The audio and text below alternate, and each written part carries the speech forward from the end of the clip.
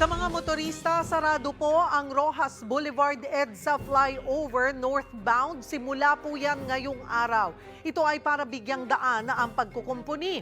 At para sa detalye, magkakausap natin si Engineer Loretta Malaluan, ang Regional Director ng DPWH NCR. Magandang tanghali po sa inyo, Engineer. Magandang tanghali, Ms. Cheryl, at sa lahat ng inyong taga-subaybay sa One Balita Pilipinas. Salamat po sa inyong oras. Engineer, ano po yung partikular na kukumpunihin sa Rojas Boulevard EDSA flyover? At nagsimula na po ba ito? Actually, ang kukumpunihin namin dyan ay mag-i-install kami ng dalawang expansion joints para matapos na yung aming rehabilitation nitong EDSA flyover along Rojas Boulevard. Northbound yan.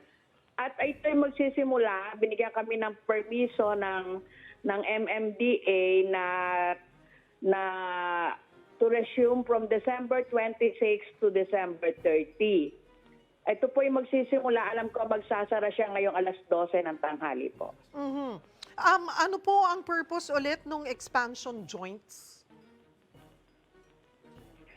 Yung expansion joint, ito yung makikita yung mga naghahati doon sa bridge na may na may mga pagitan para paggalaw ng bridge po ay ano po siya, nagkakaroon ng balanse po yung paglaw po ng bridge kasi po alam naman natin na may mga vibration po at kailangan po ay meron po expansion joints ang ating mga tulay.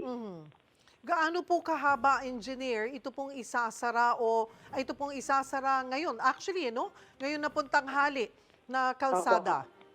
Opo.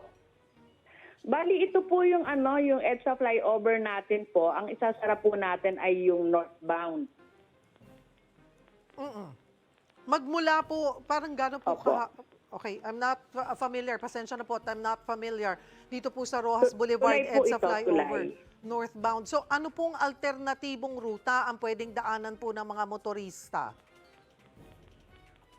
Actually, meron naman tayong Rojas Boulevard Service Road. Pwede po nilang daanan yan. Yung mga papunta pong NAIA, pwede pong sa Diosdado Makapagal sila dumaan. At ganoon din po yung papuntang MOA sa Jokno po. Boulevard, pwede po silang dumaan dyan dito sa Rojas Boulevard. At sabi nyo nga po, you're only given December 26 to 30 to do this. Kaya naman po. Opo. Kaya pong matapos. Opo, sisikapin po namin na mas maaga pa sa December 30 ay matapos namin itong installation ng dalawang expansion joints na ito po. At bukod po ba dito ay may iba pa kayong nakaschedule po na major road repairs sa NCR, ma'am? Ngayon pong 2024, may mga nakaschedule po tayo na major maintenance along EDSA, kahit to Commonwealth Avenue, Congressional Avenue.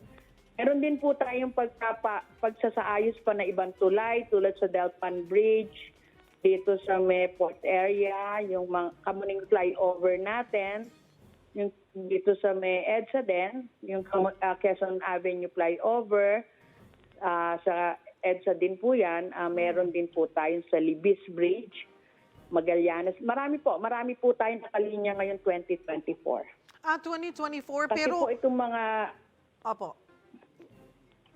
Opo, kasi itong mga tulay po natin ay kailangan na rin po ma-retrofit in preparation dun sa ating big one. Opo, and this, pero po ngayong holiday season, maliban po dito sa flyover ng Rojas Boulevard EDSA flyover, ay meron po ba nakaschedule? Sa ngayon po ay ito na lang po kasi patapos na po ang taon. Dahil ito po ay ongoing project po ito na tinatapos na rin po namin. Nagkakaroon lang po kami ng scheduling base po sa permit na ibinibigay sa amin at schedule na ibinibigay sa amin ng MMDA. Marami pong salamat sa inyong oras, DPWH NCR Regional Director, Engineer Loretta Malaluan. Magandang tanghali po.